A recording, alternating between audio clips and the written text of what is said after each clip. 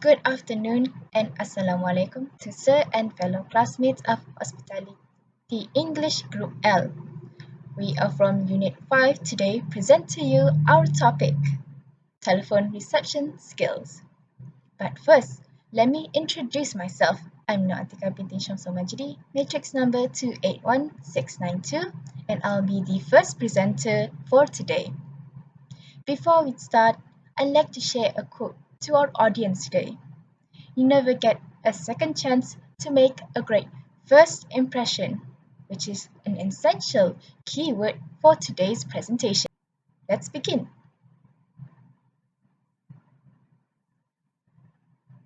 The first line reads, "A caller's first impression for your company is by how well that call is handled by the person who answers it."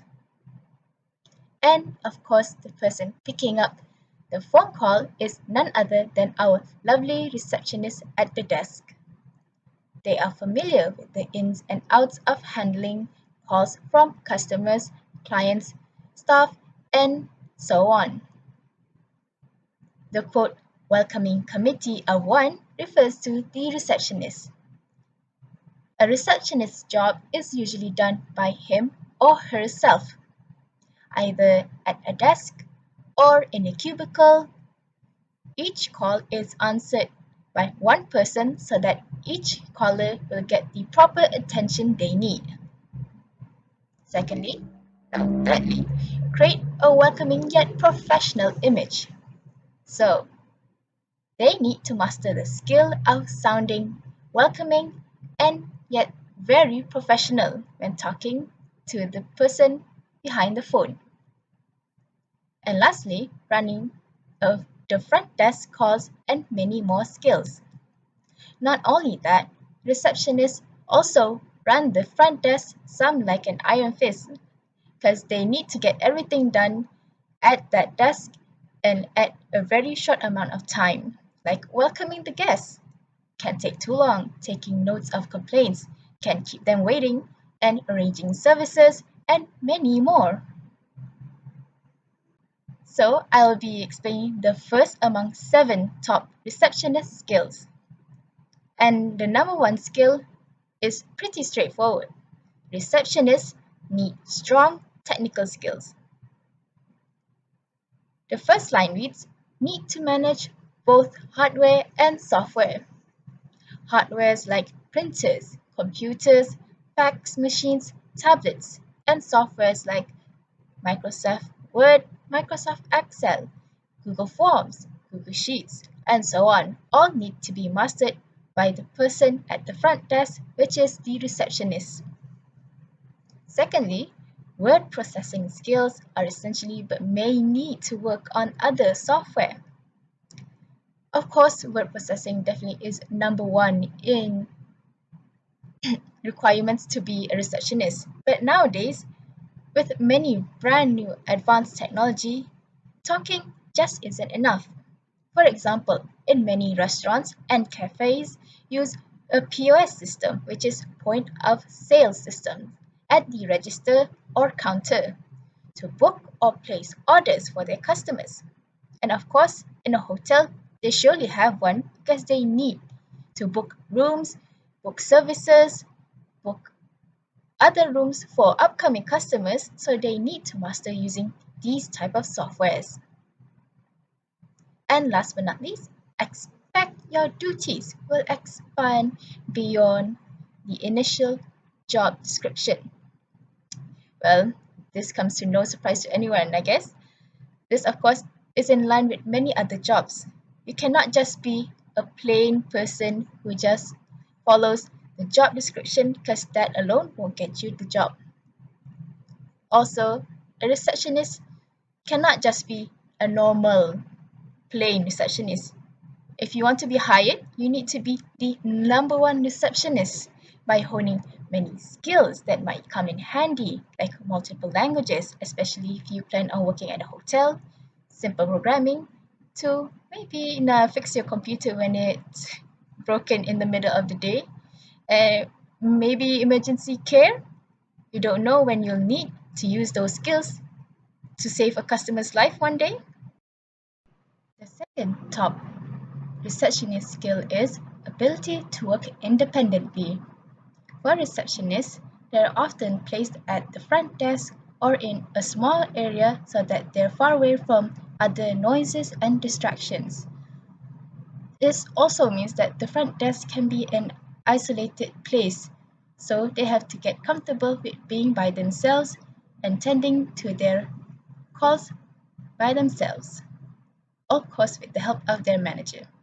Secondly is the ability to think fast and come up with innovative solutions to different challenges. Of course, each person has their own challenges, and each call comes with a new set of problems. So these receptionists have to be quick thinking and find good solutions to satisfy their customers or clients or staff who are calling them in need of help.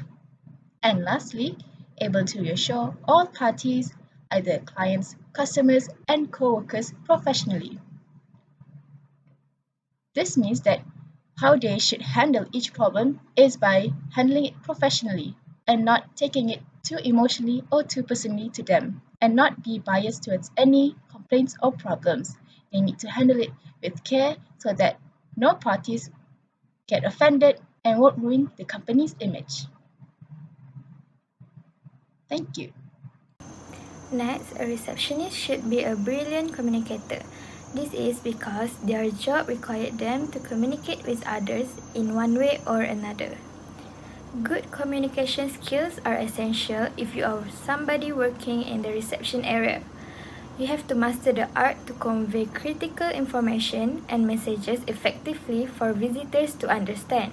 You should be well informed about the activities to give accurate information to visitors. Receptionists often perform several administrative tasks, from receiving visitors and answering phone calls to scheduling appointments for clients and customers. These administrative tasks often require the skills of communication. When we talk about effective communication, we think of non-verbal communication skills besides verbal communication skills. However, a good receptionist should be able to send their messages loud and clear, either verbally or in writing. Time management is another important skill needed by receptionists to be successful in their positions. Time management skills allow individuals to effectively manage their time to allow them to complete more and be more productive in the workplace. Because receptionists often have several tasks to complete each day, they must have strong time management skills to ensure these tasks get done. Receptionists will be juggling a lot of different tasks in each working day, and this means things like screening calls, making appointments, and taking as well as delivering messages. You will also be expected to complete various clerical tasks on time, and this will obviously require a high amount of time management and multitasking. You will need to prioritize the tasks. Having good time management skills allows you to structure your work effectively to accomplish goals. Then, a receptionist should be a genius organizer. Reception desk organization ensures that important paperwork doesn't get lost in the shuffle and that visitors to the front office get a good impression about how the office is running. Set up zones on your desk to organize materials such as telephone and message pads, mail and files. Work desk organization ideas include setting up zones, help you get to things quickly, and facilitate multitasking by keeping tasks from overlapping. Use attractive organizers for office supplies such as pens, memo pads, and paper clips to keep things neat and accessible. Organizing an office desk is a continuous responsibility. Thank you, Diana. Next, I'm going to proceed the presentation with the skill number 6, which is dependability. As we all know, there is no business that can afford to have phone calls unanswered or leave clients unattended, even if it's just for a few minutes. As a receptionist, we need to make sure that we attend all the phone calls immediately. We need to always appreciate the time that clients allocate to call us by answering on the spot without any delay. As for that, receptionists need and must arrive punctually at the front desk every morning and during the time returned from lunch. This is to avoid any phone calls not answered. Receptionists also need to always try not to let anything slip through the cracks during the day by ensuring every phone calls are answered, because it is the responsibility given by the company or department to convey important information related to the matter asked by the client.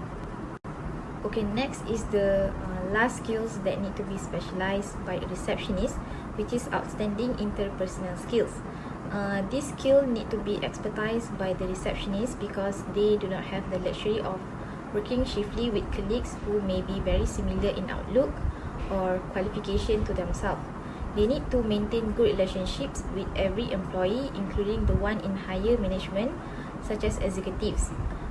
They also must have the interpersonal skills to deliver a high quality face-to-face contact with clients and visitors. Interpersonal skills such as in negotiating and problem solving are one of the criteria that must own by the receptionist in order to answer the phone calls correctly. Okay, moving on to the next part of the presentation, which is essential telephone skills. There are 10 simple skills that need to be expertised by the receptionist. The first one is answering a call. This is the first mandatory skill that need to be expertised as a receptionist. To start the call smoothly, a 3-part greeting can be used, which are buffer words, the company or department name, and your name. As an example from the slide, thank you for calling the Dana. This is Julia speaking. How may I assist you?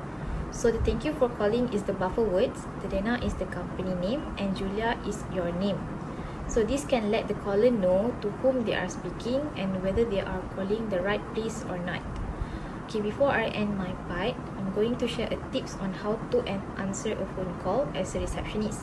When you are talking to the person or client, use a friendly voice because it can lift up the mood of the caller, and also nothing can turn off a caller mood more than a phone conversation with a co-receptionist. I guess that's all from me. I'm going to pass the presentation to the next presenter. Thank you. Second essential telephone skill is putting a caller on hold. You should inform the caller the reason for the hold and ask if they are able to hold and wait for a response. As a caller, there's nothing more annoying than being put on hold without being informed about it. And sometimes the caller might not be able to wait on hold. That's why you should always inform the caller of the need him being put on hold, as well as ask him if is it okay if you do so. And always ask permission before you putting any caller on hold, and ensure that you give a realistic time frame of when you expect to return to the call. And while waiting for it, you can use pleasant hold music to that callers so that they are not listening to dead air. And if they are unable to wait, accommodate their needs by providing options such as a callback. The third point is thanking to the caller for holding. When a caller is placed on hold or is immediately routed to a hold queue, it hugely annoying. Before you leave the caller on hold, say something such as, "Excuse me, for a while sir, I will need to pull that information from the database and it might take some time."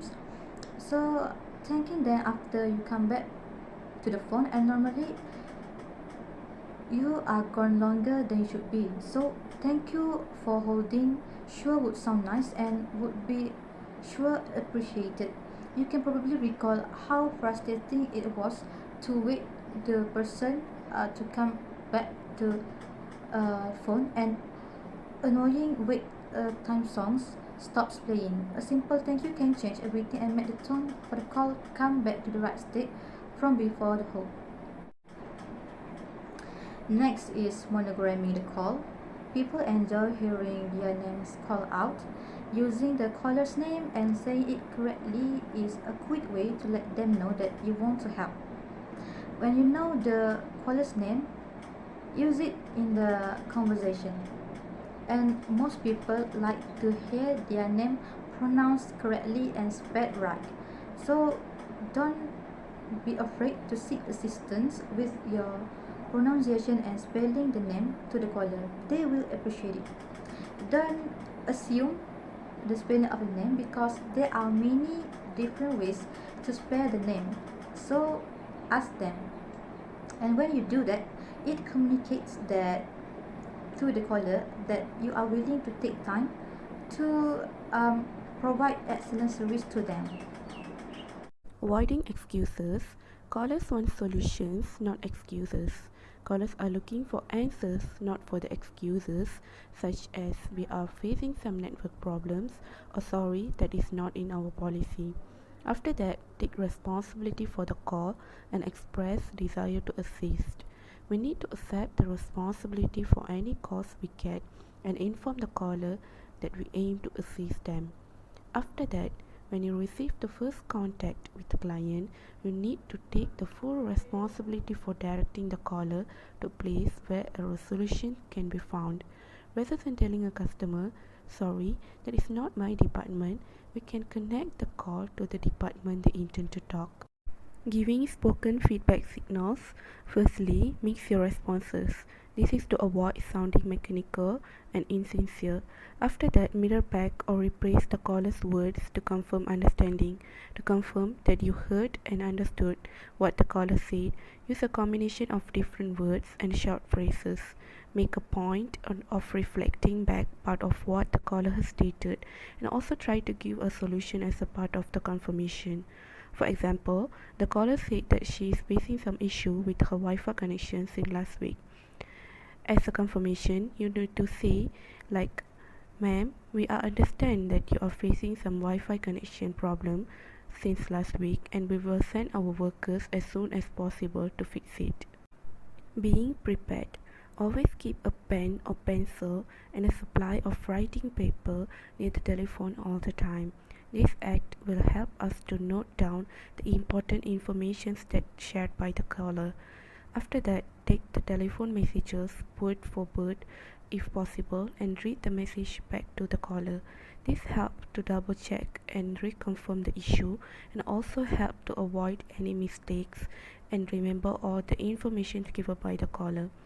And also be sure messages includes caller's name, message, date, time and name or initials. My name is Dayong Singh. Next, I will present the next essential telephone skill, which is contouring the conversation. If a caller get off subject, do not worry and try to take control of the conversation. For example, you can use a positive tone like do not talk too fast and avoid raising your voice so the customer will feel you are friendly and try to solve the problem. If think to get off track, ask a question related to the purpose of the call as a subtle buffer to get off track. Next is avoiding mouth noise. A mouth noise includes some sound made by mouth or coming through the mouth from breathing. Mouth noise will annoy the customer and let them uncomfortable when listening to the call. And before call, we can prepare a proper mic to ensure the customer can clearly hear your response. While on call, do not eat, drink, and stop speaking the bad word habit to show your respectful and serious reason to the customer. And next is leaving a positive last impression. Leaving a positive last impression is very important because customers are satisfied the call also will come again due to the good impression to them. And let caller know you are great done. Call and thank you. Look forward to hear them again. For example, I will let our crew member know and he will take care for it for you and he is very good. We appreciate your business, Mr. Lee, and thanks for your calling. And in this example, he is very good. We appreciate your business. Indicate a positive last impression to let the caller remember the entire call. So you can end the conversation on a positive note. That's all for our group. Thank you.